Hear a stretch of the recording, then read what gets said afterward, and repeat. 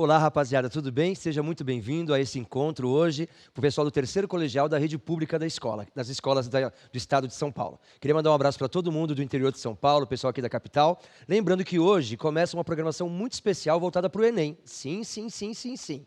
Se liberta. Se vai ter Enem, se vai ser adiado, isso não interessa. Interessa que o Enem vai acontecer, é a sua vida e você vai se dedicar a estudar para o Enem. Depois dessa live aqui, nós vamos ter um encontro com o nosso secretário de Educação do Estado, Rocieli Soares. Então você não vai sair daí, depois você vai continuar, porque ele vai soltar para você, explicar para você toda a programação que a gente vai ter aí nos próximos dias, voltado, preocupados com o seu desempenho no Enem. Tá bom? Hoje vai ser uma aula bem gostosa, bem legal. Nós vamos fazer uma discussão mais ampla, mais genérica. Vai ter aulas específicas sobre as habilidades do Enem. Mas hoje vai ser uma coisa mais dinâmica. O que eu tenho que pensar? Eu estou nesse momento aqui de quarentena, estou na minha casa. O que eu posso usar como recurso para estudar e me preparar para essa prova que é tão importante para o seu futuro profissional, para o seu futuro, né, como ser humano? Que o Enem não é só pensando no vestibular, é pensando também na sua vida. Tá certo? Então presta bem atenção, não sai daí e em seguida fique para ouvir nosso secretário de Educação, que vai te dar dicas fundamentais para as próximas semanas, para a sequência aí do seu estudo para o Enem, tá bom? Nosso encontro de hoje é sobre códigos e linguagens. Você sabe, você vai ter uma prova de 5 horas e meia para enfrentar num dia, né, códigos e linguagens e também a redação. São 40 questões de códigos e linguagens e 5 de língua estrangeira moderna. Então presta atenção. O pessoal fala assim, vai ter a prova de português. Que prova de português? Códigos e linguagens não é só uma prova de português.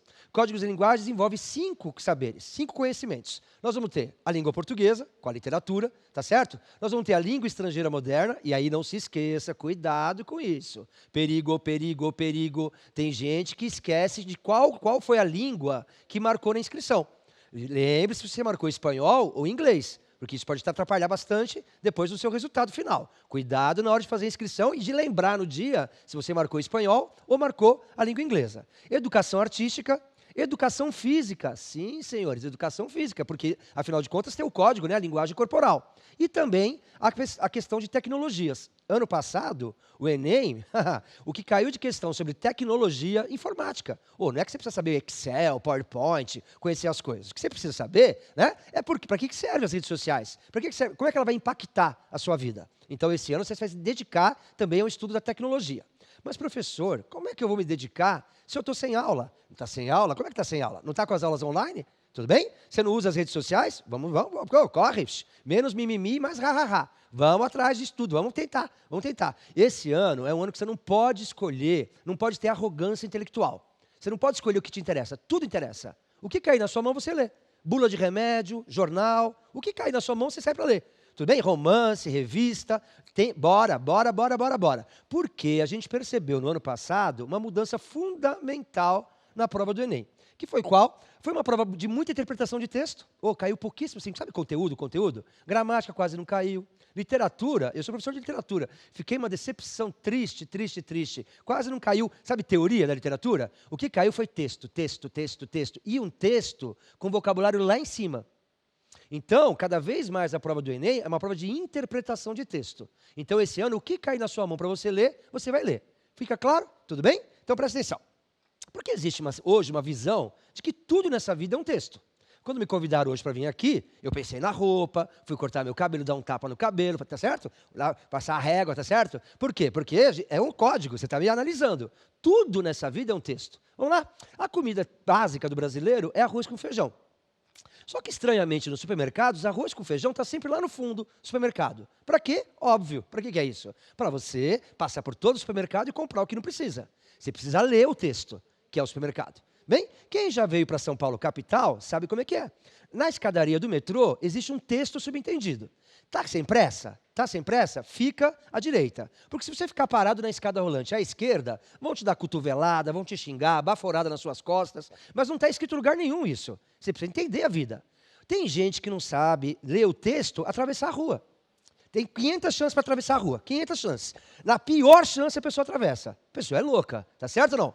E aí você não sabe ler a vida, bebê. Tem gente que não sabe ler a vida, ver as pessoas. Teu namorado, o teu crush já mandou mais de 500 sinais que não quer você, bebê. Canta para subir, a fila anda. Você nem entrou na faculdade, bebê, toca para correr. Tá certo ou não? E tem gente que não sabe ler o texto, tá certo? Que é, né, o esporte. Vou pegar o esporte. Quem que é o jogador mais importante numa partida de vôlei? O levantador. Ele tem que, durante o jogo, perceber, é na ponta, é na saída, o que eu faço? Tudo na vida é um texto, tudo na vida é um texto. Por isso que tem o códigos e linguagens, não é uma prova de português. Você vê que então, tem muito conteúdo para você estudar, mas é muito mais uma questão de intuição, de maturidade, de intuição, às vezes, do que conteúdo mesmo. Tudo bem? Então, vamos dar um exemplo de uma questão de esportes. Então, eu queria que você desse uma olhadinha aí no que você está vendo na sua tela. Foi uma questão que caiu no Enem, sobre o voleibol. Então, nós temos 3 fotos aí, tá vendo? Se você reconhece um pouco do jogo de voleibol, né? O primeiro é um sacador, o segundo está com uma manchete recebendo a bola, e ali a gente tem, né, um bloqueio. Bloque, pá, na cara da pessoa. Vamos ler juntos? O voleibol é um dos esportes mais praticados na atualidade. Está presente nas competições esportivas, nos jogos escolares e na recreação. Nesse esporte, os praticantes utilizam alguns movimentos específicos, como saque, manchete, bloqueio, levantamento, toque, entre outros. Na sequência das imagens, identificam-se quais movimentos. E aí você tem 5 alternativas aí. A gente tem uma dinâmica aqui, não dá para a gente ler tudo, mas vamos pensar um pouquinho. Sacar a bola é para lançar a bola para o outro lado. Concorda comigo ou não? Quando eu faço assim, é recepção da bola. E se eu estou cortando, eu estou bloqueando. Concorda comigo? Vamos ganhar tempo? Olha lá. Sacar e colocar a bola em jogo, tudo bem? Defender a bola e realizar a cortada como forma de ataque. Tudo bem? Porque a cortada também é um ataque. Tá certo? Então, veja só, ele está cortando, mas o outro está bloqueando. Mas a bola está do lado de cá ainda do jogo. Então, eu preciso ler a imagem, porque uma fotografia é um texto. Ficou claro, meus amigos? Muito bem. Vamos ver mais uma questão que pode cair de educação física? Está ali, ó. Conceitos e importâncias das lutas. Antes de se tornarem esportes, as lutas ou as artes marciais tiveram 2 conotações principais. Eram praticadas com objetivo guerreiro ou tinham um apelo filosófico, como concepção de vida bastante significativo. Atualmente, nos deparamos com a grande expansão das artes marciais em nível mundial. As raízes orientais foram se disseminando, ora pela necessidade de luta pela sobrevivência, ora para a defesa pessoal, ora pela possibilidade de ter as artes marciais como própria filosofia de vida. Bom. Então, as artes marciais não foram só uma luta, era uma filosofia de vida. A pergunta é, um dos problemas da violência, que está presente principalmente nos grandes centros urbanos, então veja, é ler a cidade, tá certo? São as brigas e os enfrentamentos de torcidas organizadas, além de formação de gangues que se apropriam de gestos das lutas, resultando muitas vezes em fatalidades. Portanto, o verdadeiro objetivo da aprendizagem desses movimentos foi mal compreendido. Afinal, as lutas... Ora, ele disse no texto, você vai ler o texto, ele disse que o texto servia para defesa, mas também tinha um caráter filosófico. Portanto, se tornaram um esporte, mas eram praticadas como objetivo guerreiro, a fim de garantir a sobrevivência. O texto não falou sobre isso, falou sobre a filosofia também. Apresentam a possibilidade de desenvolver o autocontrole, o respeito ao outro e a formação do caráter. Possuem como objetivo principal a defesa pessoal por meio de golpes agressivos sobre o adversário. Sofreram transformações em seus princípios filosóficos em razão da sua disseminação pelo mundo. Se disseminaram pela necessidade de luta, pela sobrevivência ou como filosofia pessoal de vida. Ora. Tá certo? Ele está perguntando qual é, né, o que aconteceu com as artes marciais. É a letra D. Sofreram transformações em seus princípios filosóficos em razão da sua disseminação pelo mundo. As pessoas pegaram uma coisa que originalmente era uma coisa e transformaram em outra. Parou. Professor, eu teria marcado a B. Apresentam a possibilidade de desenvolver o autocontrole, o respeito ao outro e a formação de caráter. Então agora você vai prestar bem atenção no tio Marcelo. Presta atenção. Quem já fez Enem, quem já testou e simulou, sabe, a gente sempre, absolutamente sempre, fica entre 2 questões. E aí, né, a gente às vezes é azarado e marca sempre errada. Por que você fica sempre entre 2? Porque é muito comum no Enem acontecer o seguinte, você tem uma resposta que é 100% verdadeira e uma que a gente brinca que é 120% verdadeira. Por que ela é 120% verdadeira? Porque ela é verdadeira, só que ela não está no texto que foi apresentado. Tem que tomar muito cuidado com isso no Enem. Você vai se prender ao texto, e isso é a sua âncora e a sua salvação. Então, vamos dar um exemplo? Imaginemos que nós temos no Enem um texto que fale sobre uma apresentadora de televisão X, determinada. E você sabe que essa apresentadora é diabética, mas isso não está no texto. E aí uma alternativa fala assim, é fulano de tal, vírgula, que é diabética, papapá. É verdadeira essa questão, essa resposta, mas ela não está no texto. Você vai se prender ao texto, sempre ao texto. Foi claro? Então você já percebeu que é uma prova de leitura. Você precisa desenvolver a dinâmica da sua leitura. Tudo bem? Começar a ler um pouco mais rápido. Treina, você tem meses aí de preparação. Vai lendo. No que cair na sua mão, você lê. Tá certo? Muito bem. Temos que pensar também em códigos, né, ligados à tecnologia. Como eu te falei no passado, a prova foi absolutamente, né, pensada nisso. Na tecnologia, nas redes sociais. Você conhece muito bem isso porque você vive o dia inteiro com o seu celular na mão. Por exemplo, né, uma vez, você tem que saber o que é Twitter, De novo, você pode não usar, mas tem que saber o que é o Twitter, tem que saber o que são as redes sociais, né? Tem uma que é mais para textão, você sabe qual que eu estou falando. Tem uma outra que é mais para a gente apresentar um lado que às vezes é meio fantasioso da nossa vida, mas é para você apresentar o que você quer, que você é ou quer ser, tá certo? Muito bem. Na Academia Brasileira de Letras, o que ela fez? Sabendo, né, que hoje em dia as pessoas têm essa coisa do texto muito rápido, fez um concurso. Qual concurso? Para escrever um conto, um microconto, em forma de Twitter. Meu Deus do céu, um Twitter tem 140 caracteres. Como é que você conta uma história em 140 caracteres? Foi um concurso da Academia Brasileira de Letras. Então, veja, é a academia reconhecendo, tá certo? Que o Twitter é uma forma de comunicação e de expressão. Sintética, mas é. E aí, esse aqui ganhou. Vamos ver quem ganhou? Foi a Bibiana Silveira. Ela disse assim, toda terça ia ao dentista e voltava ensolarada. Contaram ao marido sem a menor anestesia. Foi achada numa quarta, sumariamente anoitecida. Toda terça ela ia para o dentista e voltava ensolarada. Deu para entender, né? Tem uma metáfora aqui. Voltava meio alegrinha, tal, né? Contaram para o marido. E o marido, sem a menor anestesia, né? Contaram para ele sem anestesia. E aí o que aconteceu? Ela foi achada numa quarta-feira, sumariamente anoitecida. Está cheio de linguagem aqui poética. Não é porque o texto é curto, é sintético, não é porque é uma rede social moderna que eu não posso continuar usando da linguagem literária.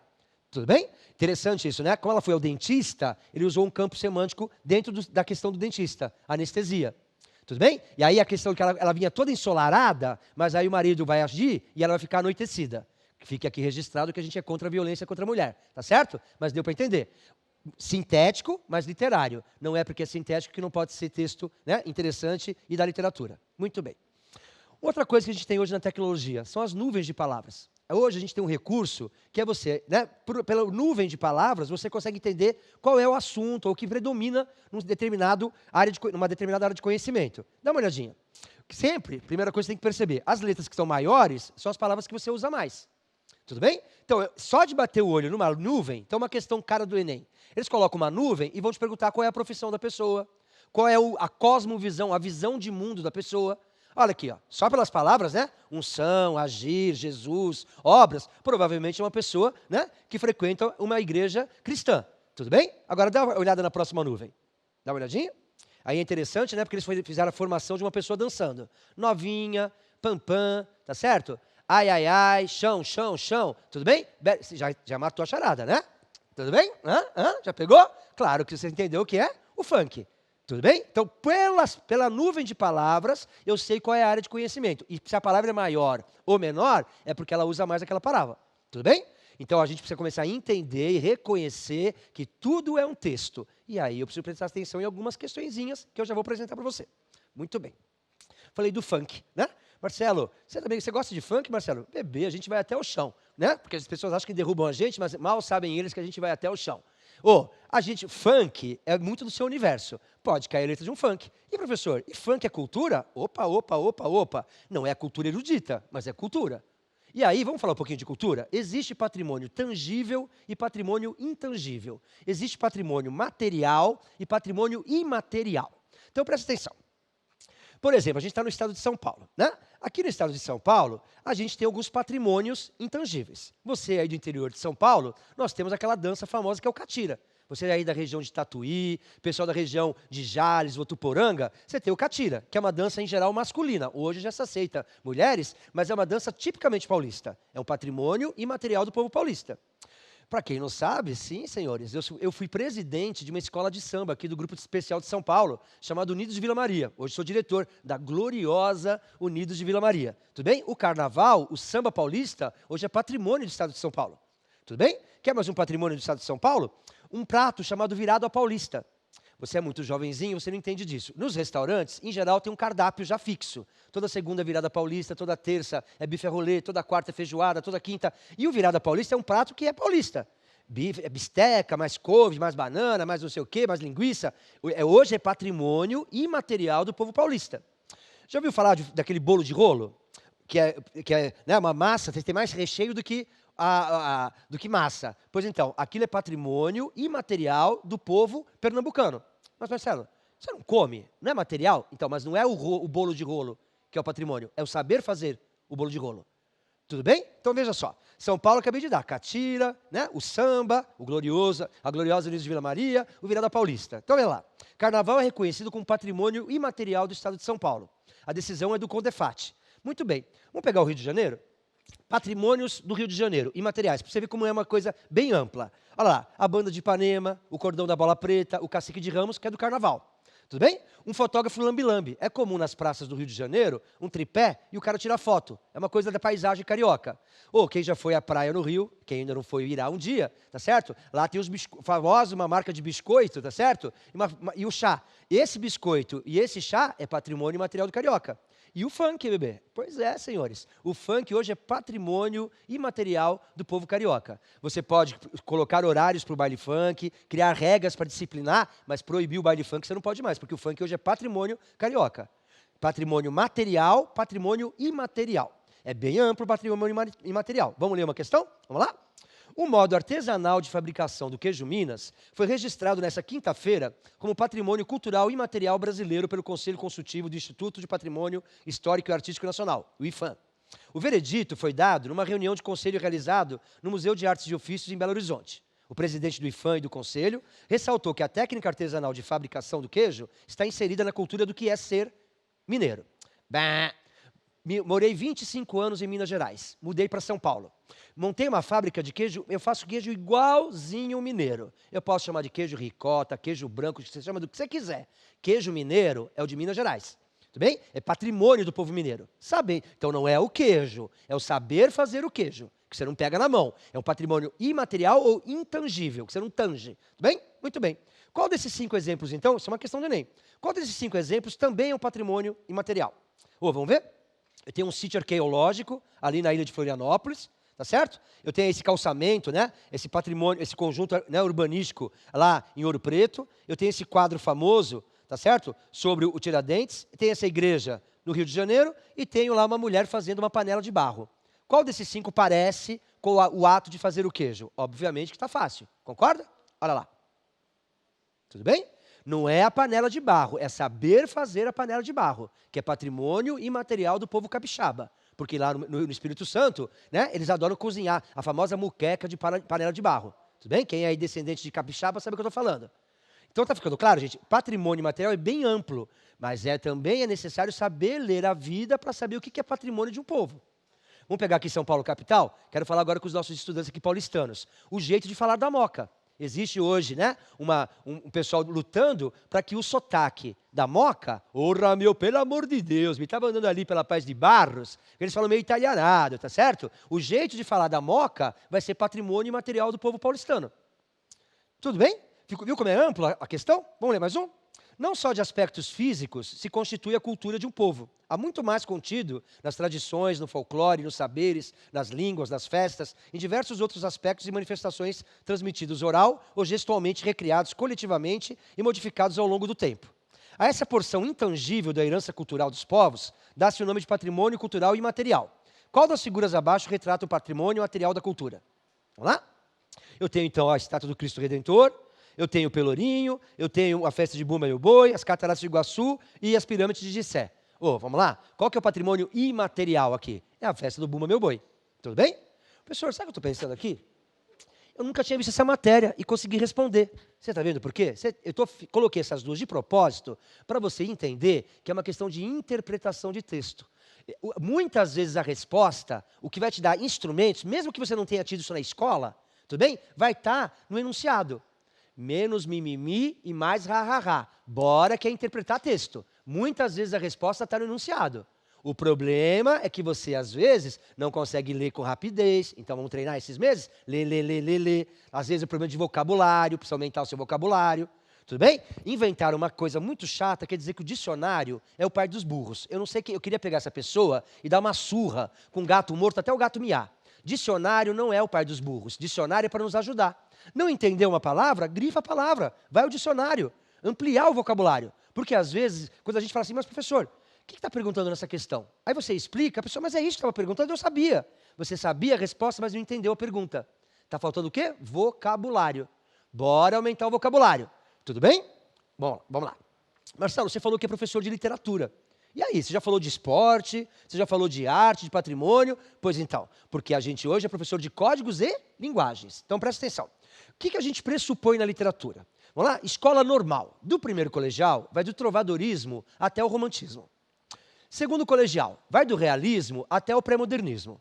Qual é a matéria do terceiro colegial? A matéria do terceiro colegial é o modernismo. Então a tendência é cair mais, isso é estatística, a tendência é cair mais coisas do modernismo. Então você que está estudando sozinho por conta, que está sendo um aluno autônomo, tá certo? Você vai dar foco, pode cair uma questãozinha do barroco aqui, pode cair uma questãozinha do arcadismo acolá, mas o foco da prova é o modernismo. Bora estudar os autores do modernismo, tudo bem? Interpretar a poesia. E aí, meninos, o escritor, ele quer ser entendido. O escritor, ele quer ser entendido. Então ele fica assim, olha para mim aqui, tô aqui. Ele mostra alguns sinaizinhos para você. E aí você, leitor, tem que ser capaz de enxergar esses sinaizinhos. Porque se você não enxergar os sinaizinhos, tudo bem? Você não consegue interpretar. Então presta atenção, vamos hoje tentar ver isso. O que eu posso olhar num texto para melhorar a minha interpretação de texto? O que eu olho lá, o que eu busco, professor, para melhorar? Quais são os instrumentos que potencializam a minha capacidade de interpretação?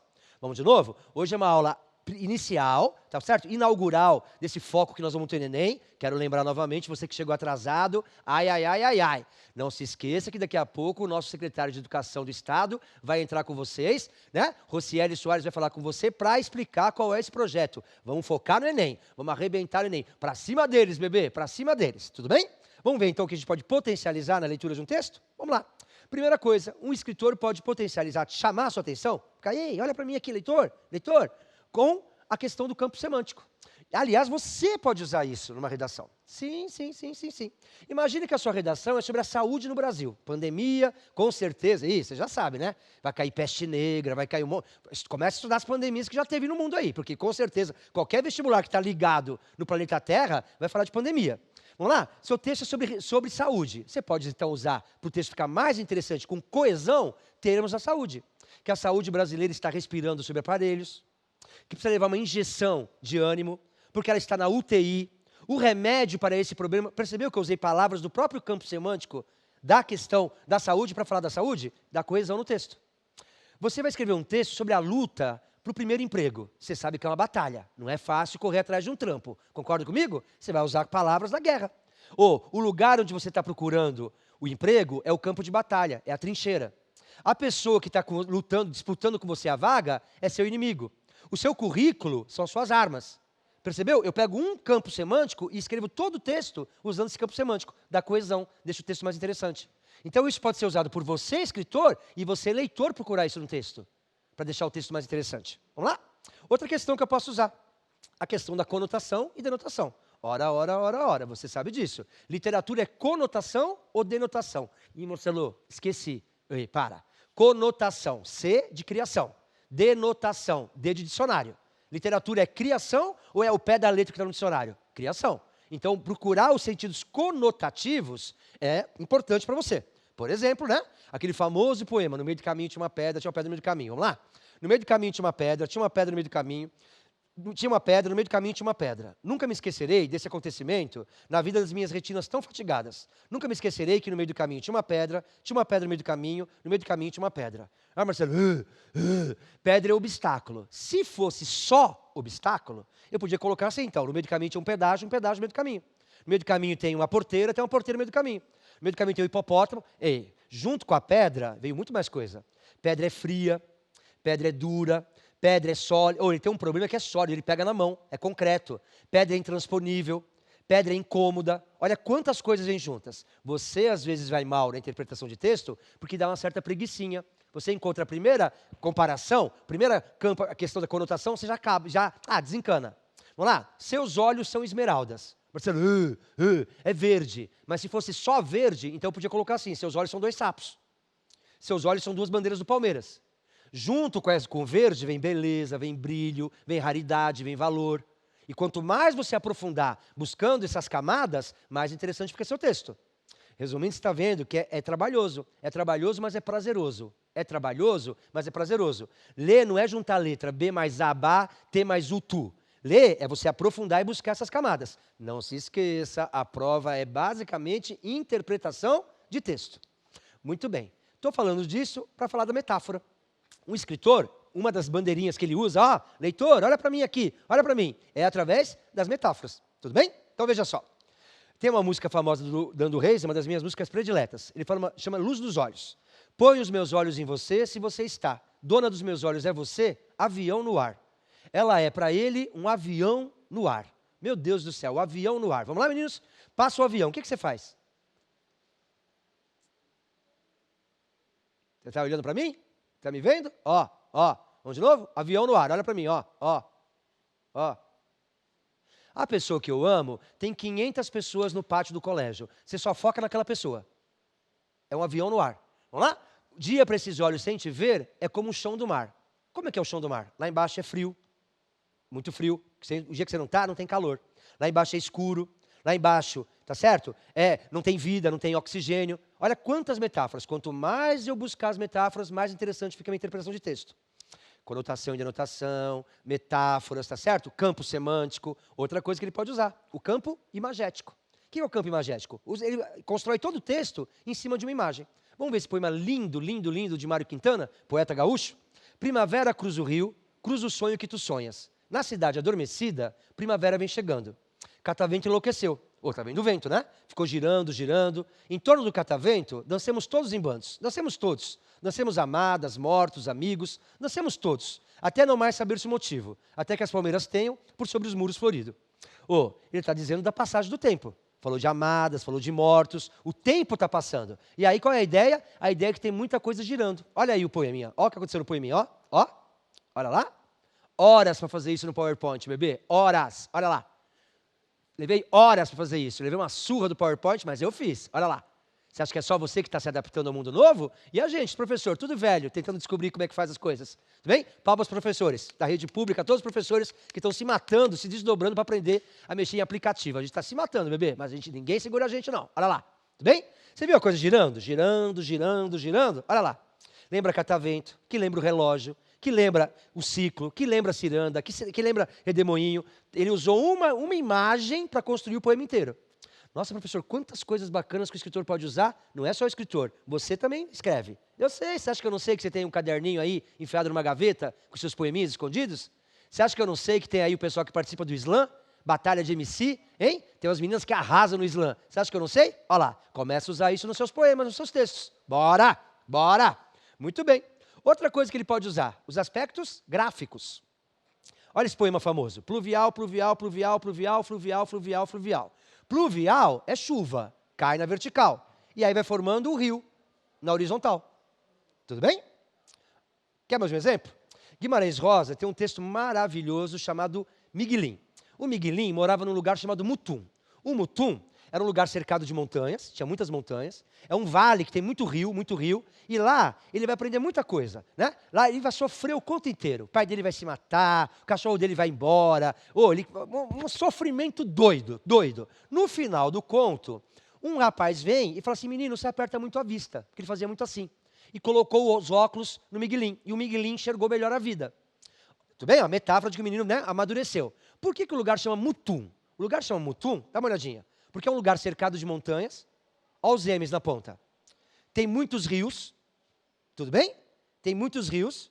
E ali ele aprendeu sobre a vida e a morte. Marcelo, para. Não, parou tudo. Para.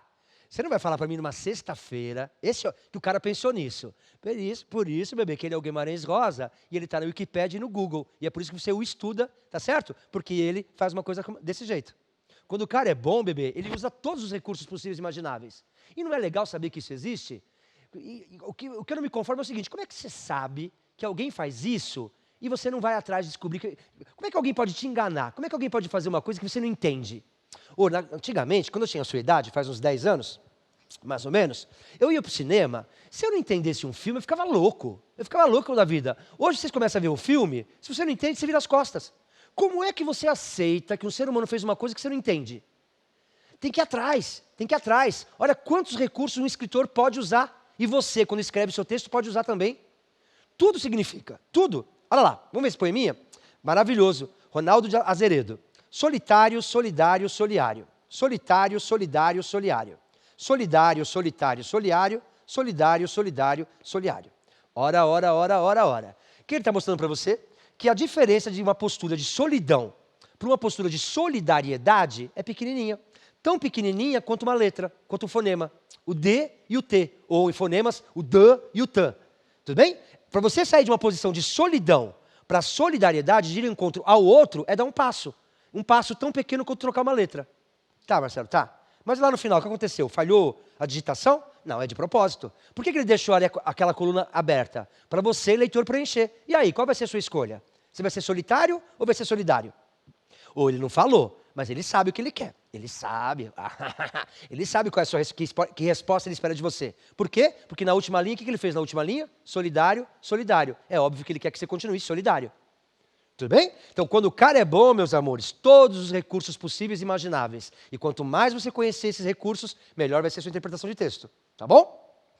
Isso aqui foi um show de rock do YouTube. Ele escreveu isso aí em inglês, ó, coexiste. Tudo bem?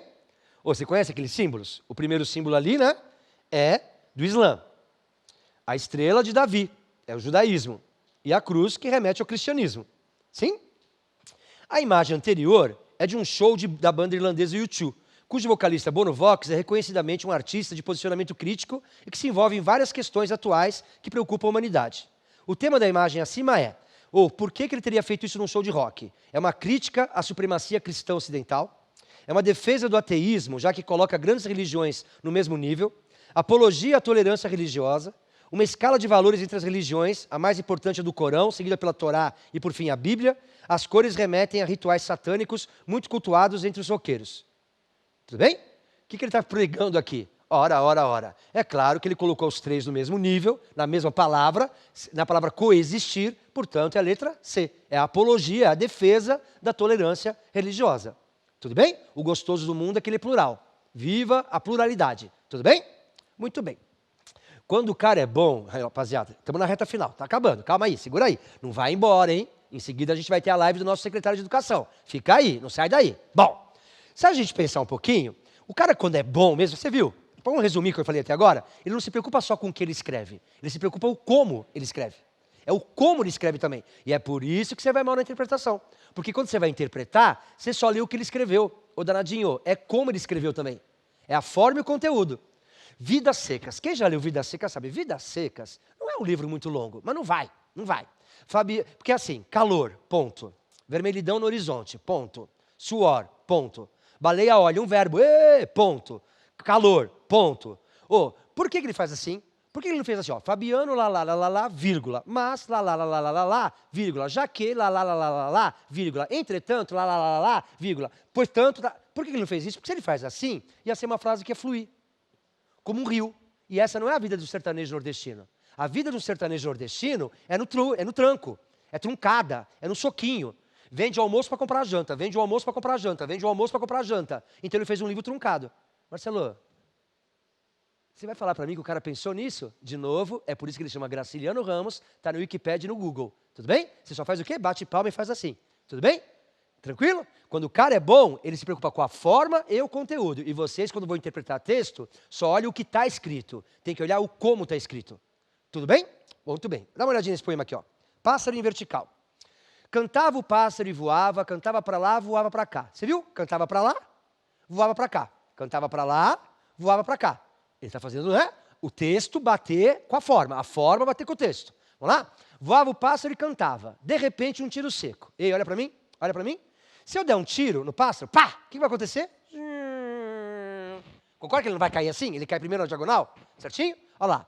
Penas fofas, leves plumas. Ai, gente, só um minutinho. Mole espuma e um risco surdo, norte e sul. Tiro, pá! Depois o quê? Puf, cai. Agora, você viu que interessante? Esse formato acaba sugerindo o que para você? Um pelicano. Olha lá. Ele está fazendo a forma bater com o conteúdo. Quanto mais o cara fizer assim, mais legal vai ser um texto. Ou eu não estou dizendo que todo escritor faz isso. Estou dizendo que alguns escritores usam vários tipos de recurso. Então, o seu recurso de leitura não pode ser só assim, B mais A, B, T mais o tu. Bora ir atrás dos textos. Interpretação de texto, essa é a chave para você se dar bem no Enem. Tudo bem? Bom, vamos ganhar um pouquinho de tempo, nosso tempo está acabando. Vamos falar de intertextualidade? Outra coisa que vai te ajudar. Quando o cara é muito bom, ele faz referências, porque, meninos, nós não estamos sozinhos no mundo. Eu sou um acúmulo né, de leituras que eu fiz. Eu não escrevo.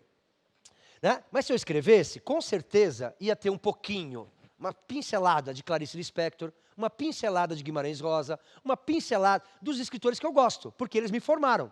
Então a gente chama isso de intertextualidade. Você repara, você percebe que tem ali alguma coisa que vem de outro texto. E quanto mais por isso, quanto mais você lê, quanto mais textos você conhecer, melhor será a sua capacidade de perceber a intertextualidade. Vamos lá? Vocês conhecem esse famoso poema? Luxo, luxo, luxo, luxo, luxo, luxo, luxo, formou a palavra lixo. Aqui tem várias críticas. Críticas ao consumismo, tá certo? Tem uma crítica aqui a você, né, desperdiçar, né, bens de consumo, gastar com bobagens, luxo, luxo, luxo, luxo, luxo, formou lixo. Aí vamos inverter? Esse é do grande poeta, né, Augusto de Campos. Olha lá. Aí alguém fez um outro, que é luxo, luxo, luxo, luxo. Com lixo, ele escreveu luxo. Lá, você viu? Vamos voltar? Olha o que o cara fez. Você percebe que não está escrito só luxo, né? Ele usou uma letra toda rebuscada, cheia de frescura. Cheia de, né? Não me toque, cheia de historinha. É uma letra rebuscada. É a forma conversando com o conteúdo. Aí o rapaz foi lá e fez uma obra de arte, que ele inverteu. Com, né, fardos de luxo comprimido, ele escreveu a palavra luxo. Há uma intertextualidade aqui. Tranquilo? Muito bem. Vamos quase terminando? Meninos, cuidado, né? Você precisa ser poliglota da língua. Você precisa aprender a ser poliglota. O que é ser poliglota da língua? Você tem que entender que você vai usar a linguagem dependendo do ambiente que você tiver. Por isso que ele pede para você ver as redes sociais, ver uma série de questões. Porque você precisa ser poliglota. Marcelo, agora eu não entendi. Como é que eu sou poliglota de uma língua só? E você não é, bebê? Vamos lá? Eu sou um. Então, o certo do errado e o errado do certo. Eu sou um. Quando eu vou escrever em redes sociais, bater boca, todo mundo sabe que eu sou professor de português. Por quê? Porque eu sou o único retardado que coloca ponto e vírgula, tudo certinho. Pessoal, você é professor de português. Na hora ele já sabe. Por quê? Porque tem lugar que você tem que ter uma linguagem mais solta. Então, às vezes, você tem o certo do errado e o errado do certo. O que seria o certo do errado? Vamos lá? Em certos ambientes, em certos tipos de texto, escrever errado está certo, porque a linguagem é mais solta. E em certos lugares, escrever certo é errado. Tudo bem? Vamos lá, um texto que é mais dinâmico, um bilhetinho, alguma coisa. Você vai ficar assim, por obséquio. Será que Vossa Senhoria poderia, a partir desse momento, tá certo? No que tange, urge, né? Tá certo, mas está errado. Então tem o certo do errado e o errado do certo. Pegou a brincadeira? Isso também você tem que ser capaz de interpretar. Para cada texto publicitário é um tipo de linguagem, no Twitter é outra linguagem, né? Cada rede social. A gente acabou de falar, né? Tem a rede social do textão e tem a outra que é só de fotografia. Cada um tem um texto. Muito bem. É o certo do errado e o errado do certo. Vamos terminar com o Oswald de Andrade? Dê-me um cigarro, diz a gramática do professor e do aluno, e do mulato sabido. Mas o bom negro e o bom branco da nação brasileira diz todos os dias, deixa disso, camarada, me dá um cigarro. Porque segundo a gramática, tá certo? Você não pode começar com uma próclise. Você tem que colocar depois do verbo. Para, né? Você vai falar para a pessoa, né? Ligue-me, por favor. Me liga. Então o brasileiro mesmo, ele usa assim, porque está errado, mas está certo, porque é o nosso jeito de ser. José de Alencar tem um texto que eu gosto muito. O José de Alencar ele foi muito criticado na época dele, porque falavam que ele escrevia errado. E por que ele escrevia errado? Porque ele usava o português do Brasil. Vamos lá? O povo que chupa caju, manga, cambucá e jabuticaba pode falar uma língua com igual pronúncia e o mesmo espírito do povo que sorve o figo, a pera, o damasco e a nêspera? Você matou a charada, né? Jabuticaba, manga, frutas nacionais, tá certo? Nêspera, tá certo? Damasco vem de fora. Enquanto a gente chupa essa manga, chupa a jabuticaba, lá eles vão sorver a nêspera. Tem condições de a gente falar igual em português? Não tem. Cada lugar tem seu jeito, cada um tem sua linguagem. Você é jovem, tem sua linguagem. Tudo vale. Tudo é cultura, tudo é comunicação. O que a gente tem que fazer é saber onde a gente está. Para cada situação de comunicação, usar uma linguagem diferente. Tudo bem? Eu espero que você tenha gostado desse primeiro encontro. Hoje foi só uma introdução, tudo bem? Você vai ter excelentes professores que vão passar por aqui para te ajudar com cada uma das habilidades do Enem. Mas para conhecer essa programação, o que você vai fazer? Você vai beber uma aguinha lá rapidinho e vai voltar aqui para ouvir o nosso secretário de Educação. Eu espero que você tenha gostado. Deixa eu ver se tem alguma pergunta. Só falta um minutinho. Se alguém tem alguma pergunta para mandar para mim, deixa eu ver aqui. Alguém pode me ajudar? Porque eu acho que saiu aqui... Ah, não. Acho que não tem nenhuma pergunta, né? Aula sem interação e moderação. Então tá bom. A gente, qualquer coisa, tá certo? Depois, acho que eles vão poder comunicar aí quem... Pode me procurar nas redes sociais, tudo bem? Eu adoro biscoito, tá bom? Procura nas redes sociais. muller.marcelo.vila.maria. tá bom? Pode entrar no direct lá e conversar comigo. muller.marcelo.vila.maria. A gloriosa Unidos de Vila Maria. Porque você sabe, né, bebê? A gente vai sambar nos concorrentes, tá bom? Beijo no coração, sucesso, firme nos estudos. E até a próxima. Tchau, tchau.